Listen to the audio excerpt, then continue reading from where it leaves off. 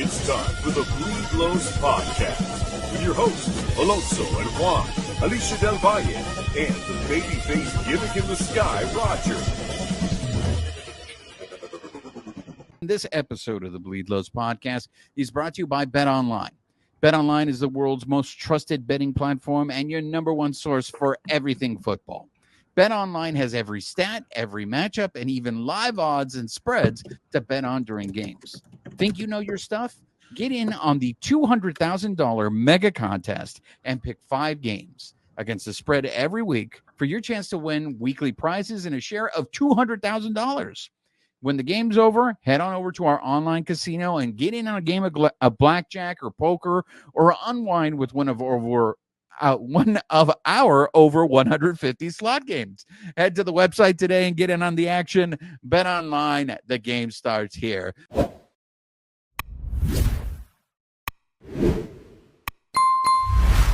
And joining us on the Carne Asada is the Dodgers play-by-play announcer, Tim Neverett. Tim had himself a hell of a week. Let me just say this before we get into this, Tim. I think you are truly underappreciated. And I think not only Dodger fans, but I think baseball fans in general take you for granted. And it's because you make listening to you on the radio or even while you're on TV, it just seems so natural. And it's noticeable when I listen to other broadcasters where I'm like, this doesn't sound right, or it sounds forced. It sounds like, they're trying to make it happen. And you, I don't mean to embarrass you. I know you're a humble man, but I just want you to know you are very good at what you do. And I believe you deserve more credit than you get. Well, thank you very much. I appreciate that. And, for me, I'm just glad, and it sounds like a baseball cliche, but I'm glad I get to go to the park every day. And I'm doubly lucky because I get to sit next to Rick Monday and work with Dwayne McDonald, and they're two of the best ever in the business. And, it's a team. It really is a team effort because we do a lot of preparation together and we're ready for whatever's going to come up. And, fortunately, we were ready for Thursday ahead of the game. So we knew what could happen. It was unlikely, but it happened. And one thing I found that with Ohtani, when we're on the road and he's the first batter of the ball game, I got to be locked in immediately, because we have, I got to read the time and temperature, and it's brought to you by, whatever. And Rick's done the lineups and everything. He tosses over to me. It's all kind of timed out in our heads because, when he sees the players take the field and the umpires take their positions, he knows he has to get it over to me. And then I start, and you set hey, thank you, good evening, this is what it is. I can't really do all that when we're on the road because he might hit the first pitch 5 miles.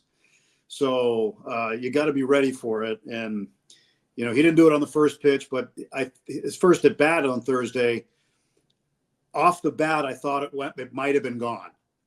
And it hit halfway up the wall, and it was a laser. And I just like, this guy is he's on another planet. He is not of our world. He is not. I've never seen a guy do this, and he makes it fun. And when there's a lot to call, like when there's a lot of activity, and especially like a once in a lifetime kind of moment on Thursday, you really get focused in and you're prepared for it. And, I just love the opportunity to call games. I was brought up on radio doing it. I learned television. And, I really appreciate your comments. We do feel, I guess you kind of feel like you're a little under the radar when you're on the radio until you say something wrong, and then everybody tells you. So I absolutely. I mean, you mentioned it, Tim, that, it's so unique what happened on Thursday, but immediately after, not only Jerry Hairston, but Bob Costas, everybody is saying that this is maybe the greatest performance, single day performance. But they always add that caveat of all things considered, it is the greatest. Look, you've seen a lot of baseball. You've been there in the ballparks. Are we just being victims of the moment? Are we caught up in the moment by saying that? Or now that you've had a couple of days to let things sink in, is this the greatest single day performance we've ever seen in baseball? Yes. And if you ask me next week or next month, I'll tell you the same. It might be the best. So great. It might be the best two. It might be the best 2-game performance. Think about it. He's 9 for his last 10 with 4 home runs and 12 runs batted in. It might be the best 2-game for him. I don't know, but definitely Thursday was the best single game. And I've racked my brains, and I immediately on the air. I remember if you were listening, you might have heard it. But I turned to Rick Monday. I said, Rick, you've played in thousands of games. You've broadcast thousands of games, and he was on the bench for the Cubs when Rennie Stennett of the Pirates went 7 for 7. Okay. Rick saw it from the dugout because he had just got back from, I think his Marine Reserve training. So he had a day off or something. And so he was sitting on the Cub bench in the third base side of Wrigley Field watching Rennie Stennett go 7 for 7. He said that Ohtani's was better. The 10 runs batted in, crazy. The way that he hit the ball. And he was this far from the cycle. Imagine that if he was able to slide around that tag and had the triple, and with all that considered, he would have had a cycle. He's the first leadoff hitter in the history of baseball to have 10 RBIs in a game. Think about that. Your first at bat, the only guy you can drive in is you. So to get 10 RBIs as a leadoff hitter is insane to think about. So without question, it's the greatest single game performance that I've ever seen. It might be the first or second time I've ever seen a visiting player get a curtain call on the road. And if my memory's right, I think Albert Pujols did at Dodger Stadium when he hit 700.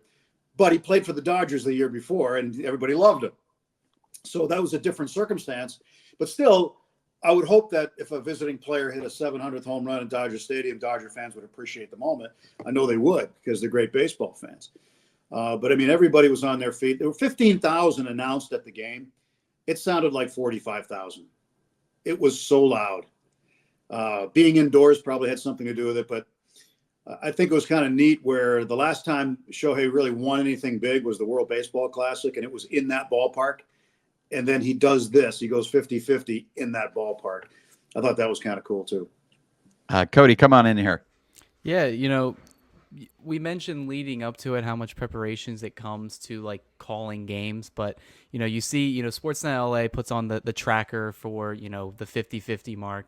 As a radio broadcaster, were you like looking at yourself in the mirror, preparing a speech or what you were going to say? Because one of the things I like about when you're calling the games and wherever I'm listening to it, it feels like you put so much raw emotion into it, and that's really hard to do on the radio because, you're listening to the game. You don't see it on the screen. But when you put it side by side, watching it live and then listening to your call, what was your entire, training process getting up to that point, and kind of what made you prepare, because you didn't know it was going to happen that day, but you guys had it kind of, prepared that it could have happened. But so walk me through that.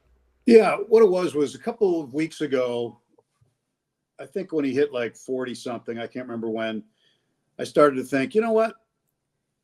There's a mathematical possibility he could do it on this road trip. And do I want to come up with something canned? Maybe I should think about it, And I started to think about it for a second, then I got distracted and I didn't come back to it. The thing that I don't do, I don't prepare for big things like that. Like if you're, in the past where I've been before, where we've won a division or even won a World Series, I've never had anything prepared. Like I just want to let it come out, and because I think the fans are the same way. They're not preparing how they're going to react. They're just going to react. And when it comes down to it, I'm a fan of the game. I always have been, and I understand the situation of what. The monumental situation, I guess, the moment that we all experienced together the other day, how big it is in the game.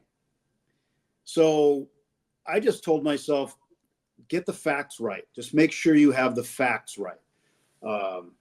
Whatever it is, he's the all-time single season home run leader, 10 RBIs. Nobody's ever done that in a game for the Dodgers, things like that. Make sure you have the facts right, and then just fill in around it and react. And so, we were looking at Schumacher down there, and we're going, first base is open. Probably not going to pitch to him. And then I saw Skip go like that, and he turned and said something to his bench coach. And I'm like, yes, he gets it. And I said, they're going to pitch to him. And sure as hell, boom, the opposite field. And once it went up in the air, I just kind of let it rip, because I just, whatever I was thinking, whatever I was feeling. And that's, I think, how the fans feel. And on radio, it's different than television. You don't have graphics, right?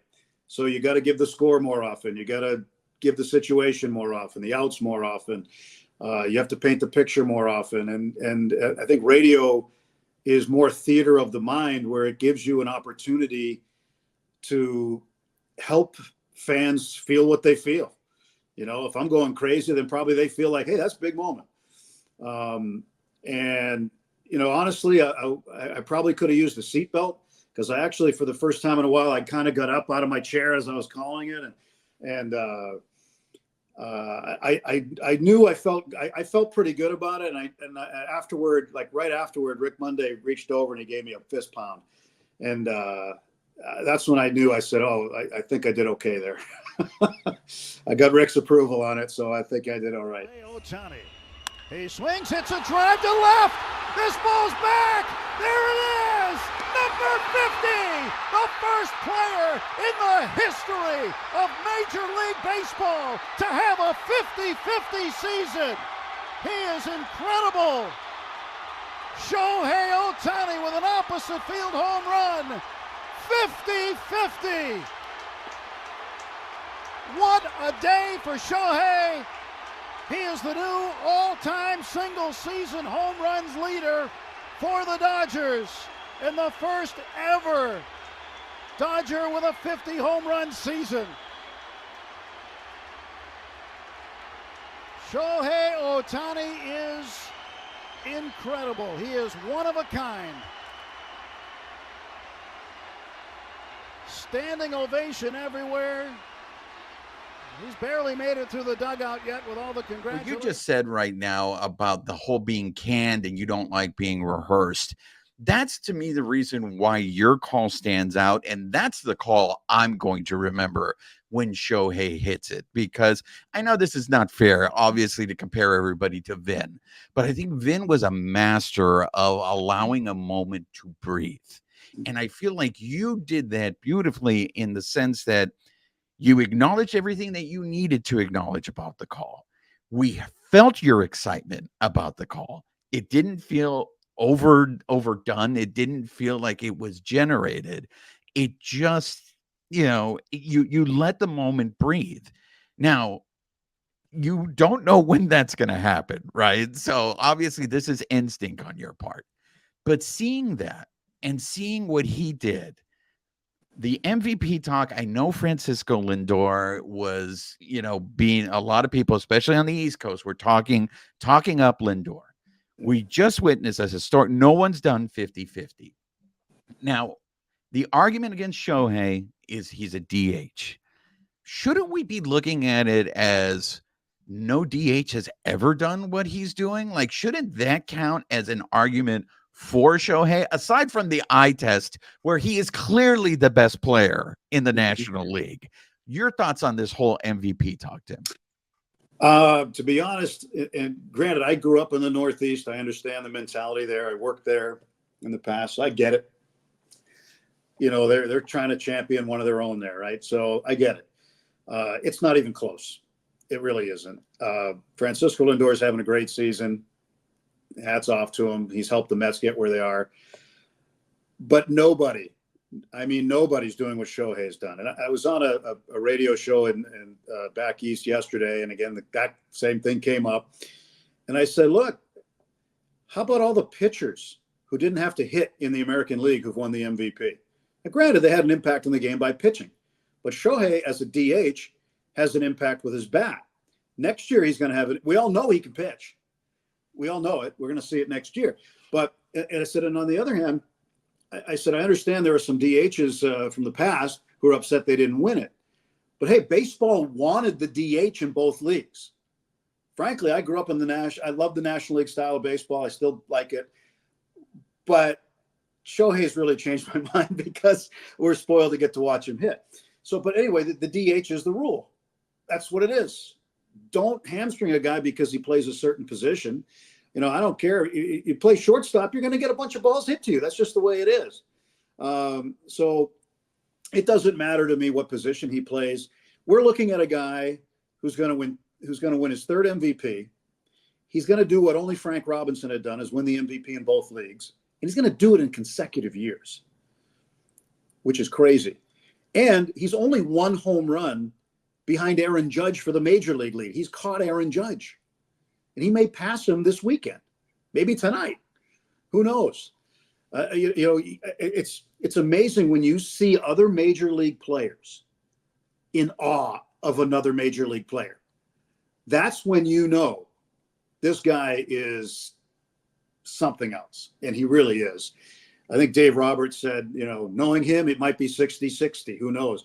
It would be almost impossible. Yesterday I was talking to Bud Black, the manager of the Rockies, and he goes, I hope he gets it. I hope he gets it, but not until Tuesday. Well, didn't take long, and Shohei just hit a rocket. Was it 430-something feet last night? Just another no-doubter. 3-2 pitch, and it was a ball that he hit out. You guys notice where the pitch was? Yeah, you're right, Cody. It was way up there. But he just tomahawked it out of the ballpark. It was crazy. But you have great players and they provide great moments. And because of that, we get involved in them. And, as a broadcaster, you want to capture it. I always think of the funny line. One of my favorite movies is Slapshot, and the character Dickie Dunn, the writer. And, Paul Newman, the character Reggie Dunlop, says to him after reading an article, hey, great job, Dickie. Yeah, I'm just trying to capture the spirit of the thing, Reg. And so I just try to capture the spirit of the thing. I really do. And that's what we do as announcers. We want to try to capture it. Fortunately for me, I've been lucky. I've had a lot of experience doing this. A lot of years in the game. I've seen, thousands of games, which is, lucky. Not everybody gets to do that. But you use that experience when it comes down to these moments and how to handle them. And, like I said, I don't like to script things. I don't like to say, hey, that's a good line. Thanks. I'm going to use that, or I'm going to steal that from you. Or, if I've said that to anybody, I've always been joking. Somebody said something to me the other day, and I said, I'm going to steal that from you, but I wouldn't do it. I didn't use it. In fact, here's a story for you. So when he was with the Angels, Terry Smith, the radio announcer for the Angels, always said, it's showtime, right? Which naturally is perfect for him, right? We're in the home of the Showtime Lakers, and it is showtime. So I have gone way out of my way to never say showtime because it's still fresh. Terry did it. So we're down in Anaheim, and Terry and I are talking before the game, and I said, he goes, how are you enjoying Shohei? I said, well, the hardest thing, Terry, is to not say showtime because that's yours. He goes, oh, use it. He goes, I don't care. Use it. I go, I out of respect for you, Terry, I'm not going to do it. And he goes, just use it. And he goes, if it slips out, no big deal. I go, all right, but if I do, I'll give you credit. But I still haven't used it, and I'm trying not to. And we're late in September, and I've been successful without going there yet. So, but it was kind of Terry to say I could do that, but I didn't want to do that. Cody, you got anything else? Yeah, I mean, kind of pivoting from the Ohtani talk, we're getting really close to October right now. Dodgers are on, the cusp of winning another National League title, but, they've been riddled by injuries and they've been carried by the offense, specifically the past 2 weeks in this stretch of games, because even though they've scored, 8 runs in 5-6 straight games, they lost one of those games because of the pitching. You've covered a lot of teams throughout, your years of covering baseball, specifically even the Dodgers. Does this team feel any different just because, one of the things we've talked about when we've covered the team this year is, they haven't really faced adversity in a long time. They've had more injuries than they've had ever before to a lot more key players, like losing Mookie Betts, losing Glasnow down the stretch now, Gavin Stone on the IL, you name it. They've had over 25 players placed on the injured list this season. Is it different? Are the vibes different? The goal's still the same, but do you see them realistically getting close to that goal this season at least? Well, one thing I've learned over the years is that adversity in a ball club is relative. Okay? It depends on where you are, and it depends on what type of adversity you're facing. I do think this team, as good as they are, they've got the best record in the National League, tied with the Phillies. They have a chance to be the number 1 seed if they can pass the Phillies. They're going to win a division. You say, well, nobody's crying for the Dodgers, right? But they have had their own level of adversity. I mean, Tyler Glasnow, yesterday he spoke to the media and said how frustrated he is. I mean, he's done for the season. Kershaw's trying to make his way back. We haven't had Pete Kershaw, and we don't know what we're going to have with Kershaw. We were going to get Dustin May back, but that didn't happen because of it tore his esophagus, and so he's off until spring training. We may get Tony Gonsolin back, but in what role, we don't know. We've had many injuries in the bullpen. We've lost a lot of guys in the bullpen. We lost Yamamoto for a long time, and who knows what kind of a difference he would have made in some games. So the pitching situation has been adverse. Losing Gavin Stone, that really hurts. But you got to find a way to piece it together. Last night was an example of what we might see in a game in the postseason. Do not be surprised if we see a game like that, where you have 8 pitchers over 9 innings. You might have to be forced into doing that at some point in time. But you're going to have Flaherty, you're going to have Yamamoto, Walker Buehler, who's pitching tonight. Really, really rooting for Walker to have another good outing. His last outing was good. He had 1 bad inning. Other than that, he was really good. And then Landon Knack. All that guy's done is just whatever he's been asked to do. And he goes out there and punches tickets, and he's done a really good job. So then you got that, and you got a possible bullpen game. But the way the games can get spread out due to television and travel during the postseason, you might get extra rest. So they've had their adversity. You mentioned losing Mookie Betts. That hurt. That hurt a lot. And losing Max Muncy for as long as we did. So there's different levels of adversity, but there's always going to be injuries in baseball. There's always going to be something that happens to your team, and you're like, oh no, how are we going to do it? And somebody else has to play, and who knows? Maybe they do a good job. The addition of Tommy Edman's been great. He's been really good, and he can fill a lot of holes. Miguel Rojas is having a career type year. So the adversity they face together. It's been at a different level than I think a lot of other teams have had, whether you look at it as being really bad or not so bad. But they're going to the postseason. And now with the expanded playoff, I call it the tournament, right? Once you get in the tournament, anything can happen. Last year was a great example of that. It's kind of like the Stanley Cup playoffs. It was like Arizona had the hot goalie last year, right? And they couldn't be beat until they got to the World Series. So adversity is part of a 162 game season. It's just part of it. It's woven into it. And you go through it. I've seen it a lot. And I don't know how it's going to affect this particular Dodger team, but I think this Dodger team has enough weapons to get it done in the end. But again, when you get in that tournament, it's baseball and anything can happen. Tim, I want to let you go on this. It feels like we can't even enjoy 50-50 because we're already talking about 60-60. Put yourself in Dave Roberts' shoes or in the Dodgers upper management. Look, they're the magic number's 5. They still need to win the division first. But let's say they do win the division next week in that Show Pod series. And let's say that Shohei continues this streak and somehow he gets close to 60-60 going into Denver in that last weekend in the series. Do you allow him to pursue this, or do you go, hey, the bigger goal is the World Series. We need to get you ready for the playoffs. Take a day off. I think that it's going to be up to him, to be honest. Again, he's not playing in the field. If they win the division and they're one of the top 2 seeds, they get the bye. So that's one other thing to think of. You want to continue to have as many at-bats as you can when you know you've got 5 days off coming up. So I would think that he, for that reason more than anything else, takes the at-bats. He might get out of there in the 7th or 8th inning at some point during a game. Maybe he goes to Doc and says, this would be a good day. Doc's pretty much leaving it up to him. And honestly, he should. Doc's talked about this. He's been asked this question a couple of times, and basically he's like, no, he's just going to keep taking at bats. And I don't think you're risking anything. I mean, anytime you step on the field, do you risk injury? Yeah. But I think that I'd rather have him as fresh as possible, taking as many in-game at-bats that are really hard to replicate when you're not in a game. That's just my opinion. We will see what happens. We don't know yet.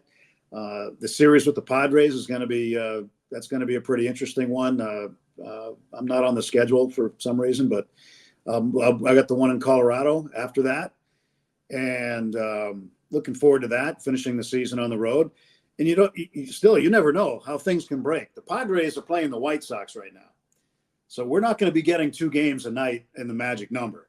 Okay, let's just face facts there. This could stretch past the Padres series into Colorado. There's a possibility, depending on how the scenario plays out. If the Dodgers drop one here against the Rockies, that won't move the magic number any. But I think, too, there's another thing at play that people pay to go see a major league game, and they want to see Shohei Ohtani. And I think Shohei realizes this, too. He's as big as baseball itself now. And not just here in the United States. I mean, in Asia, he is the biggest thing. And we have a global superstar on our hands. And he's getting it done. Getting to 60-60 might be really hard. 55-55 is in reach. And I don't know that we'll ever see anybody do it again. When he starts pitching again, I don't think we'll see the same number of stolen bases. So, and you're not going to see the same number of at-bats, even though they have the Ohtani rule. And even when now he can come out of, if he's pitching, he can come out of a game pitching wise, but he stays in as a DH. He's actually in the game at 2 different positions. Major League Baseball came up with that a couple of years ago. So that will be the case next year with Ohtani. So even though he comes out as a pitcher, he can stay in the game to hit. So we're looking forward to that next year, but this next week's great. Last week of the season is always wonderful, always fun, and we'll see when they clinch. If they clinch at home, it'd be great. If they have to wait to game 1 on the road in Colorado, that'd be great too. But pretty confident they're going to clinch this division, and soon. I lied, Tim. One more for us. Well, I'll speak for myself. For miserable Dodger fans like me who just can't seem to enjoy unless they win the World Series.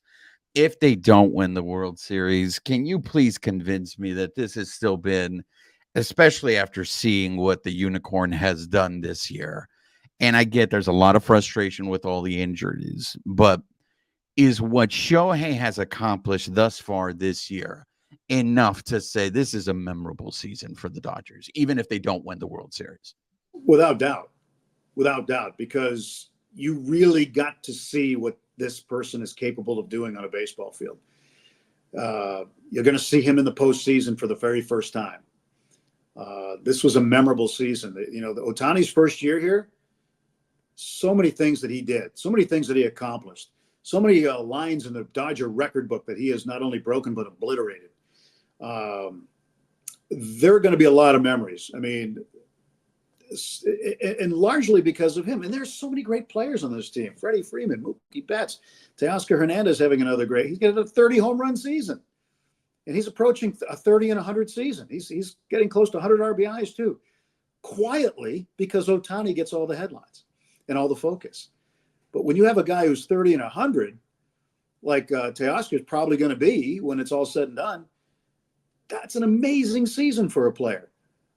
But it doesn't even come close to 50-50. I mean, put it into relative terms. Just the great wins they've had at Dodger Stadium, too, the fun ones, the comeback wins. This has been a fun team to be around and a fun team to watch. And yes, I understand people get mad when they lose. That's because when you get mad when you lose, it's because you care. And I get that. And you should get mad when they lose. They're never going to go 162-0, just so you know. It's never happened, never will. You're going to lose some games here and there. You're going to lose some bad games. You're going to get blown out sometimes. But you're on the other side of those too, and they even out over a long season. I heard somebody say the other day they lost sleep over our first loss there in Atlanta. And I said, well, you might have been the only one, because we got another game the next day, and you wash it off and you get ready for it. And I know it's hard to do as when you're a fan and you bleed Dodger blue. But but just understand they're going to lose a game here and there during the regular season. And don't worry, they're going to come back and win. They've got some more wins in them this year too. And now you hope they win their last game. That's what you want, to win the last game they play. That means they're going to have a parade. There you have it, ladies and gentlemen. And Tim defending me by saying the reason why I am the Prince of Darkness is because I care, ladies and gentlemen. All right. Yeah, so all true. the anger and vitriol that you feel coming from me, it's not that I hate the Dodgers. It's because I care. Or maybe I just hate that the Dodgers make me care so much. But Tim, thank you so much. You've been very gracious with your time. But most importantly, thank you for that call. Like I said, I don't know if it's the romanticism of radio, but for me, I feel that kind of moment is designed for radio. I prefer that to hear it on the radio than watching it, because you're right. You have the visual right in front of you. But when you're in your car or you're somewhere where you can't get the visuals, you do depend on that guy behind the microphone on the radio. And you did an amazing job. So congratulations to you and the work that you've done all year long. As I said, you are the Tommy Edman, the Kike Hernandez of the broadcast, switching between TV and radio, whatever they ask you to do, you're there. And congratulations. Well, thanks very much. And I hope there's some more of those to come. I think we're going to have some fun times here in the fall. I hope so. And again, I hope there's some more memories that we can all share together. There you have it. Tim, I know you're an author, but where can our listeners, our viewers, where can they follow you on social media to get wind of all the other extracurricular activity you got going on? Twitter or X, whichever you prefer to call it. I still call it Twitter. Just at Tim Neverett. Same thing with Facebook, Instagram. What's the other one? Threads, I guess. All of them, whatever. Just put my name in there. You'll find me. All right, there you have it, ladies and gentlemen. The Dodgers radio play-by-play announcer and just all around great play-by-play man, Tim Neverett, joining us on the show. Thank you very much, Tim. Thank you. Thanks for having me. Appreciate it.